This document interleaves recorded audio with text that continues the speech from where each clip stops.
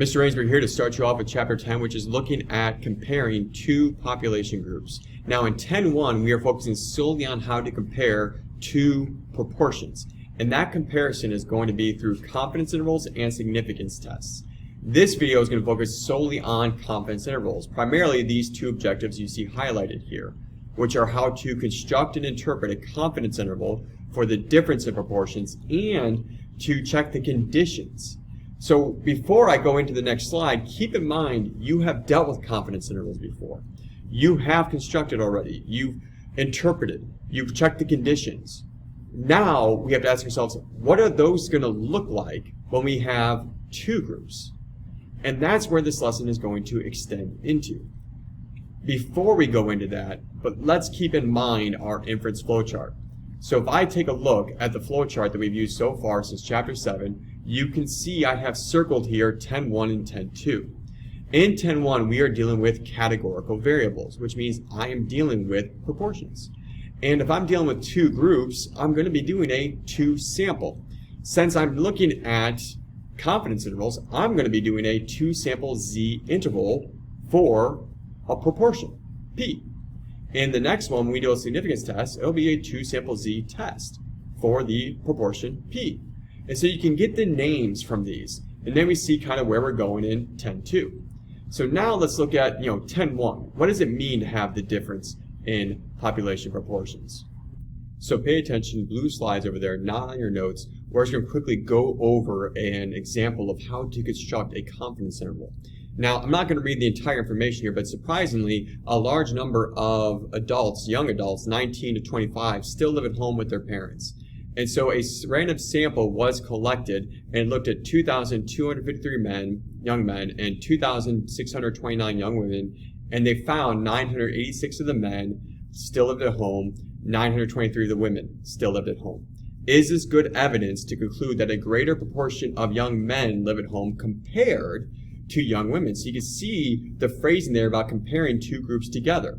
Construct and interpret a 95% confidence interval for the difference in proportion of men and women in that age group who live at home.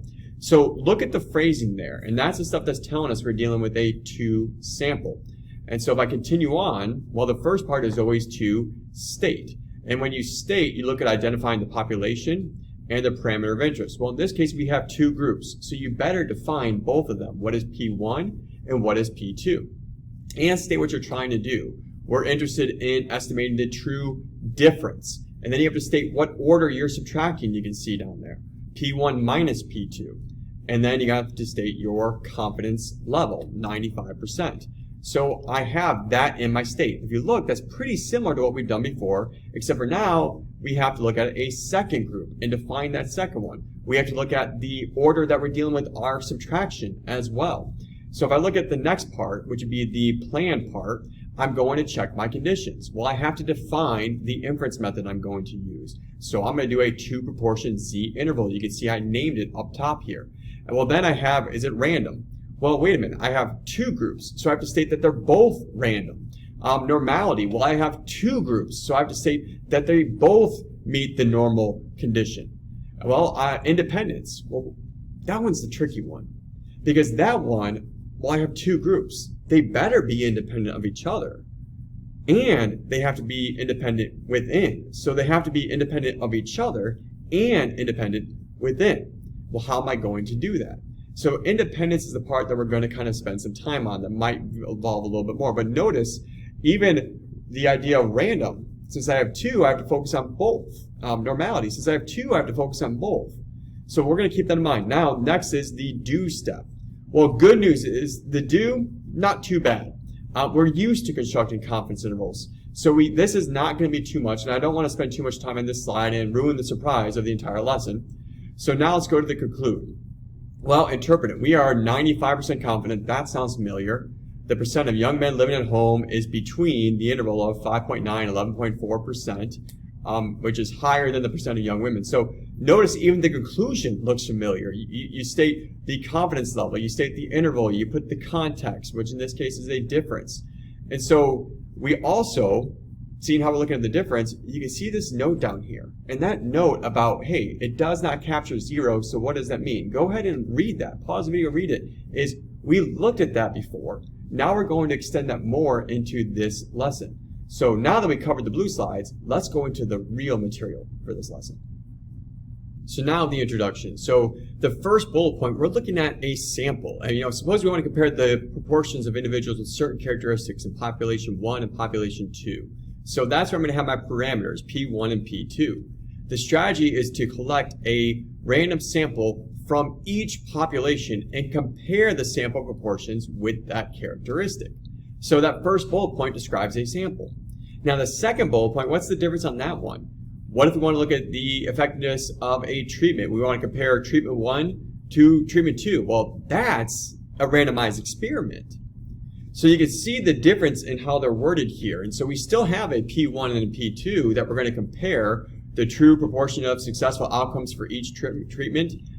So you can see down at the bottom, here's how a table summarizes these.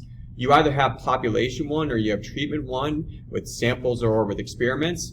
You have parameters, so we can define one as P1, define one as P2. Well, for the first population, we're going to have P hat sub 1. We're going to have N sub 1. We're going to have the statistic from the first population, and we're going to have the sample size from that first population, and the same. So you could see the variables and how they're labeled down here.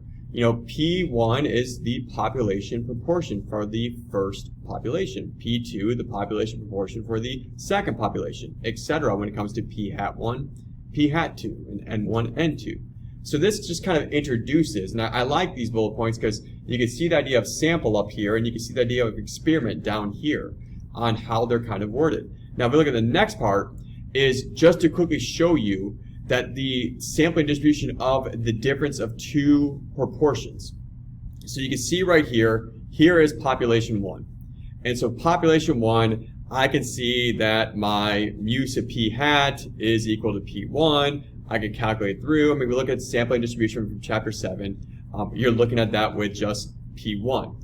Now, if I'm looking at the approximate sampling distribution of P2, well, I'm going to use the P hat 2 for the sampling distribution, and I can compare them. Now, really, I want you to focus on if we are dealing with comparisons, and I have P1, and I'm looking at the difference with P2, let's just say I'm going to subtract them.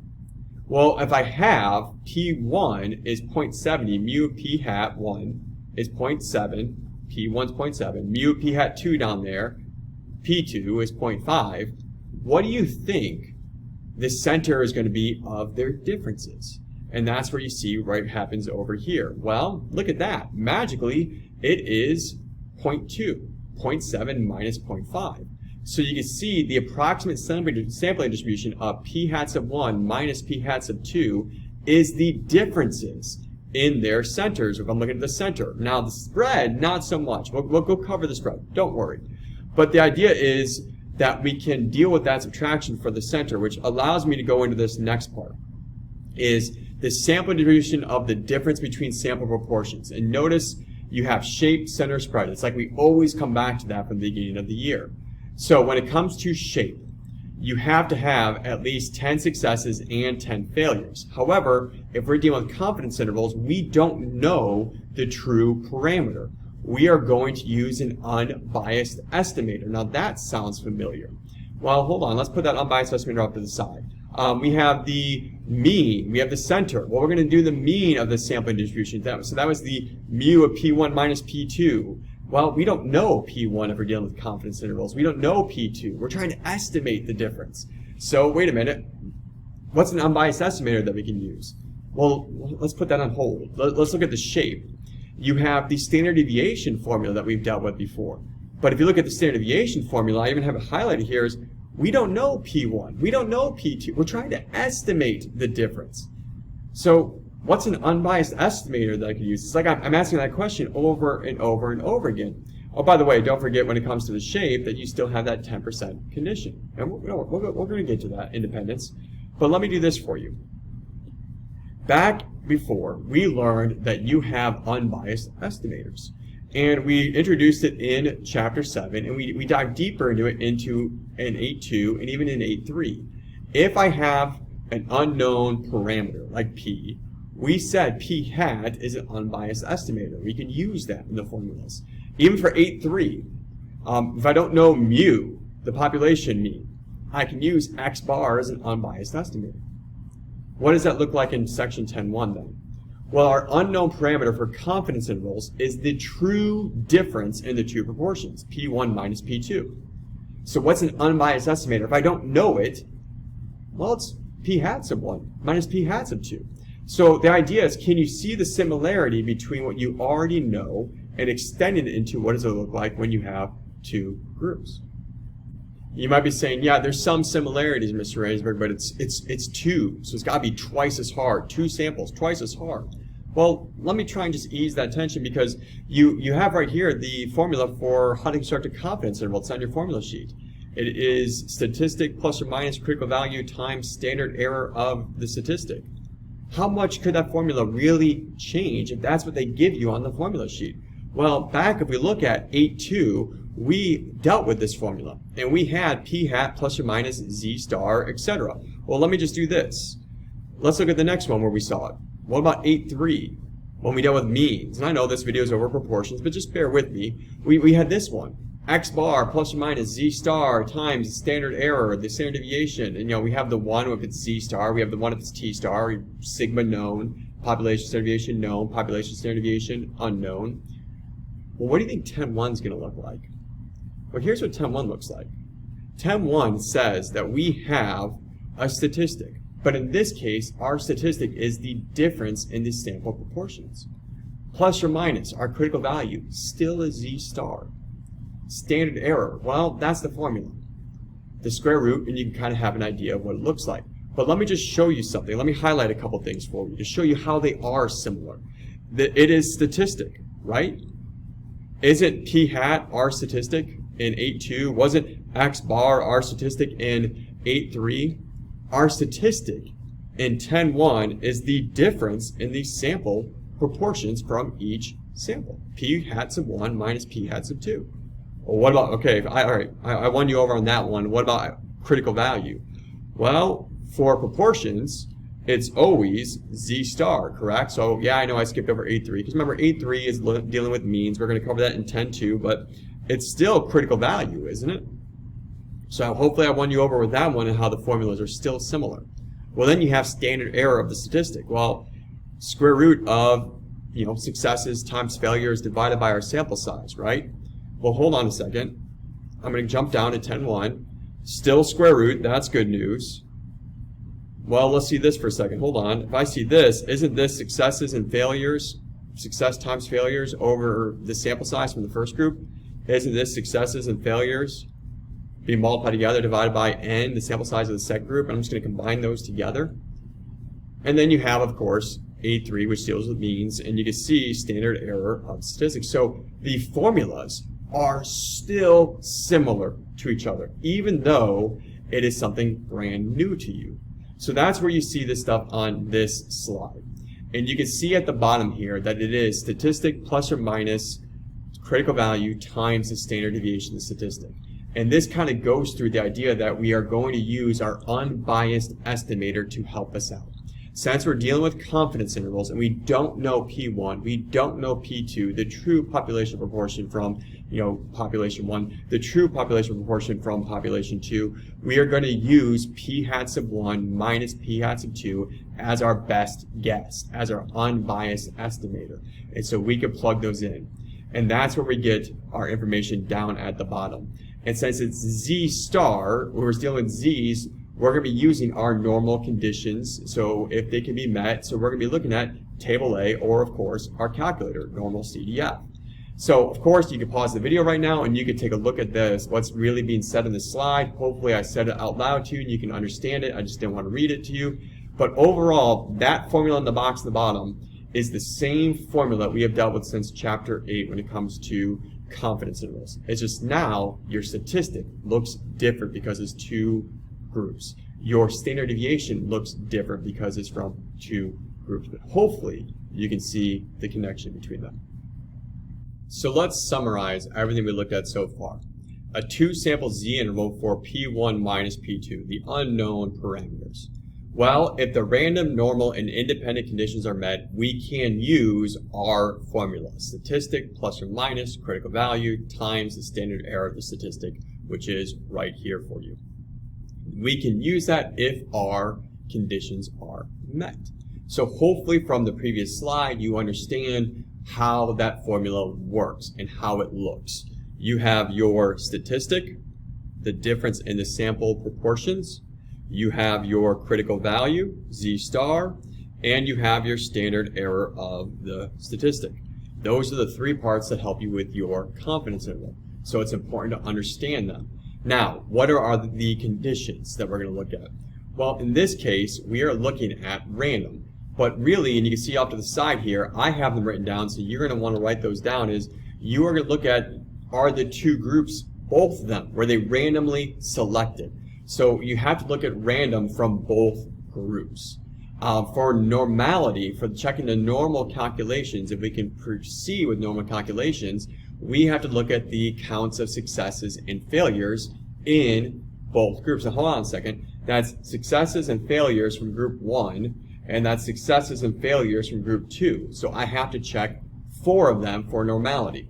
So for random, I have to check 2. For normality, I'm going to have to check 4 successes and failures from both groups. Now, independent. Now, here's the part where you have the phrase between, within that you see down here. The two groups themselves have to be independent of each other.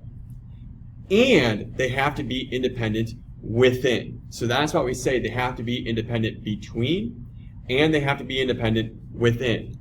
And that means afterwards, sampling without replacement, you have to check also the 10% condition. Again, we're used to the 10% condition. But now, two groups, we probably need to check out for both of them.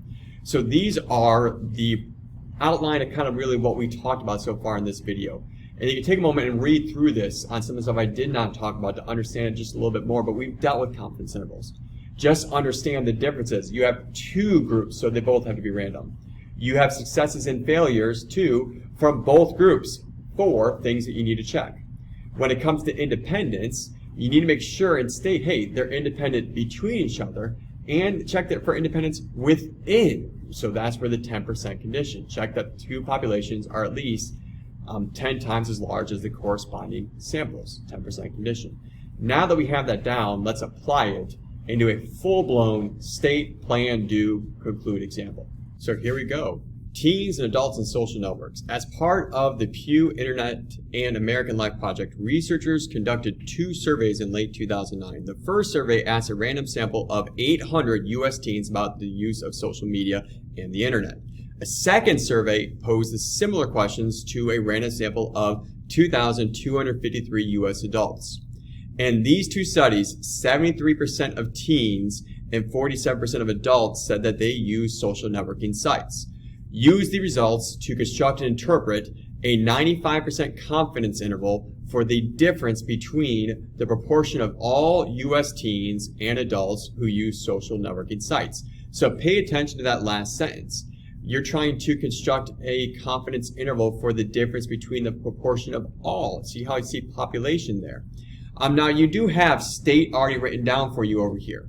But I kind of want you to outline still, or underline, or mark what's going on, or what they're going to be looking for in the state.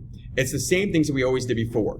You have to define the variable. What is that again? If you don't define it, you don't get to use it. So I'm going to use P1 and P2. So I have to define what P1 is. And in this case, it is the proportion of all U.S. teens who use social networking sites. And then, well, P2, I better define it, the proportion of all U.S. adults who use social networking sites. The next thing to look at is you have to state what you're going to do. And so that's the part in purple here. We want to estimate the difference, and you have to state the order. P1 minus P2. We're trying to estimate the population difference in those proportions at a 95% confidence level. So that's the state step. And just kind of pay attention to what you have to include there on the side. Now on the plan step. Well, we always have to define what the test is we're going to use.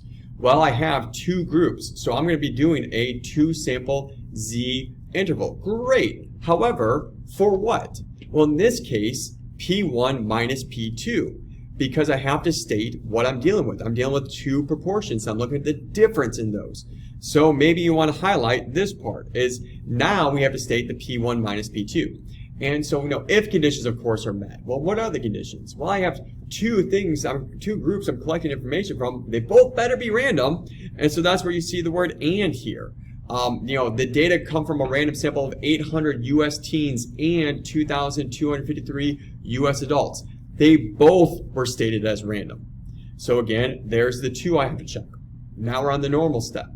Well, it's always been 10 successes and 10 failures, at least 10 successes and 10 failures to proceed with normal calculations. But now I have two groups. So 10 successes and 10 failures from group 1, 10 successes and 10 failures from group 2, that is 4 of them. So we have to check the number of successes. So n times P1.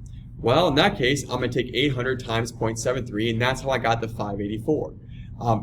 Well, that's the successes. Let me just go right over to the failures so I can stay consistent with that first group. So right here, 800 times 0.27, that's 216. So that's at least 10. That's good news. If I have here for the second group, which is the adults, there was 2,254. I multiply by 0.47, 1,058.91, so I'm going to round up to 1,059. Good news, that's greater than 10. Same idea when it comes to failures, we're going to take those. So, of course, I just kind of rushed through here, but you were given these p hats of 1 and p hats of 2 in the information. P hats of 1, I'll write it down, was told that 73% of teens said they use social networking. P hats of 2 said that 47% of adults. So I can see where I got the p hats of 1 and p hats of 2 to do the successes and failures. Now we're on the independent step. Do you see how so far it's been similar? Well, independent, between, and within. So clearly we have two independent samples because teens, adults. Keep that in mind. Let that sink in. Why are they independent? Teens, adults. So we clearly have two independent samples, one of teens and one of adults. That's between. You know what that means you're about to do? You're about to highlight that, underline that. We have two independent samples, one of teens and one of adults. You know why? That's the between. So you have to state that. Now within, and the good news is individual responses in the two samples also have to be independent. So I highlighted the between statement. Now let's do the within statement. And that within statement, we'll do a different color here for you. We'll go with pink. Is in this case, we're going to check the 10% condition for those. So there are at least 8,000 U.S. teens. And there are at least 22,530 U.S. adults. So notice I started the word and. So this is the within. So the between, you can see what it looks like when you're stating that you have independence between. They're independent samples between each other. And the new within each other, the within is the 10% condition. So that is the state and the plan step. What comes next? Doing it. Because you have all the information. So now that our conditions are met, we got to name it. We're going to construct a two-sample Z interval for P1 minus P2. So yes, Mr. Ransberg, you already named it up above. You know what? I did, but I like naming the test so much. I'm going to state it again. If I were a student, I would highlight that to make sure you know how to name it right. And you can see the formula there. Statistic plus or minus critical value times the standard error of the statistic. So we have all that information, and I want you to think of it the way that we've been dealing with it. And I'll highlight it. We have statistic. We have plus or minus our critical value. And we have our standard error of the statistic. That's really the formula that we're dealing with. So let's go ahead and plug this in. Well, I know what p hats of 1 is and what p hats of 2 is. Now, if I'm dealing with the 95% confidence interval, well, remember, 95, think empirical rule. It's about 2, but I like to be precise. I'm going to say it's 1.96. That's one of the ones that I would say try and memorize. That 95% confidence interval is 1.96. Well, look at that. Successes times failures over the sample size of group 1. Successes times failures over the sample size of group 2. So I think I can just plug those in to get my information. So typing that in your calculator is the part that you need to make sure you do properly. Well, p hats of 1 minus p hats of 2 is not bad. It's 0.26. when I type all the rest of this in, by the way, let's do a throwback. What does this really represent? The entire side, the critical value times the standard error of the statistic. Well, that value that we get right there, that value, hopefully you set in your mind, is the margin of error. And so, throw back to what margin of error is. Well, if I do those, I'm going to do one word subtraction, I'm going to do one word addition, and I'm going to get my value of 0.223, comma, 0.297. So that's the interval that I am trying to use for my 95% confidence interval. That's what I'm 95% confident about. Well, what am I 95% confident about? That's the conclusion step. So let's go ahead and finish this off. We are 95% confident. You have to state your confidence level in the conclusion. That the interval, you need to state your interval in the conclusion. And if you happen to get this interval wrong, you better use that same interval in your conclusion for consistency purposes for grading. So we're 95% confident that the interval from 0.223 to 0.297 captures the true, hold on a second, the true what? Difference. Because we are looking at the difference. Look at that right up above, and I'll point to it right there. P1 minus P2. We are looking at the difference in the proportion of context, all U.S. teens who use social networking sites, and all U.S. adults. The interval, what does this interval suggest? If we did P1 minus P2, so teens minus adults, proportion of teens who use social networking versus proportion of adults who use social networking, and we got a positive number. So I'm not going to deal with writing down proportions, but if I do teens minus adults, and I get a positive number greater than 0, what does that mean? Who has the higher proportion, teens or adults? Well, in this case, since it's positive, I'm going to say that more teens than adults in the United States engage in social networking by between 22.3 and 29.7 percentage points. So what about that last sentence? Doesn't that kind of look, that 22.3 and that 29.7 look like our confidence interval right here? Well, why is that? Because we said, based off of this, hey, we're looking at the difference in them, and we know it's going to be larger than the difference by that percentage point. So that is a full-blown state plan do conclude. Now hold on, we're not done yet, because I want to go deeper in this state plan do conclude. I want to apply to stuff that we already looked at before that, well, it's not in your notes, but it's still good to know. One thing that's not in your notes that you really want to pay attention to is how to use the calculator here. And so when we're dealing with inference, well, where do I go? Well, in this case, if I'm dealing with inference, I'm going to go to stat. And if I go to stat, I'm going to go over to tests. And I need to figure out the name of the test, which is why it's really important you know how to name them for the state plan do conclude. Well, what am I dealing with? Well, we're looking at 2 samples. Oh, so is it a 2 sample z-test? No, I'm not dealing with tests. Well, is it a 2 proportion z-test? No, I'm not dealing with tests. Oh, you're dealing with intervals. So is it a z interval? No, it's a 2 proportion z interval. Oh, so you're telling me it's a 2 sample z interval? No, it's not a 2 sample z interval. Keep going down the list. Okay, so it's a 1 proportion z interval? No, it's a 2 proportion z interval. So make sure you go find the 2 proportion z interval that's on your list. And so I can see it there. Well, if I'm going to hit enter on this, let's see what I have.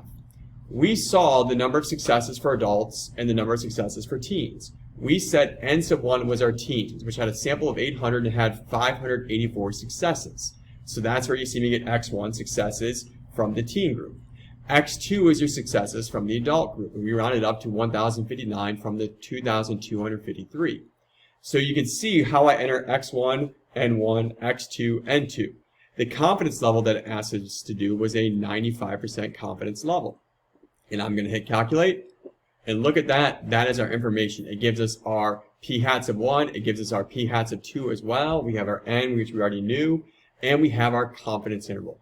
So we can use our calculator as long as you know how to name the test. Now, the one thing about this name, if you see it, it does not say for the difference p1 minus p2. So we still have some things we have to do from our mind that the calculator is not going to tell us. So that's part of the name. You still need to make sure you write down the entire thing. But that is how quick it is to use your calculator to help you with confidence intervals. You still are graded on showing work the right way, but that's still nice to know. Still going over things that are not on your notes, but still good to know here is Notice on our interval, 0.223 to 0.297, 0 was not captured. So what does that mean? And so if I look at this, since 0 was not captured, we need to figure out first, where is it? And our interval is above 0. So you notice how it says more teens up here. Our interval is above 0, which is why the teen number is larger than the adult number. But what can we conclude from that? Since 0 was not captured, our interval is above 0.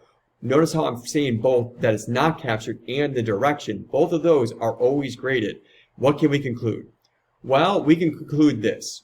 We can say that since 0 was not captured and our interval is above 0, there is a difference between teens and adults who use social networking. There is a difference. Well, what is that difference? Well, that difference is, on average, more teens use social networking than adults. So I just wanted to stress the idea of capturing 0 with you.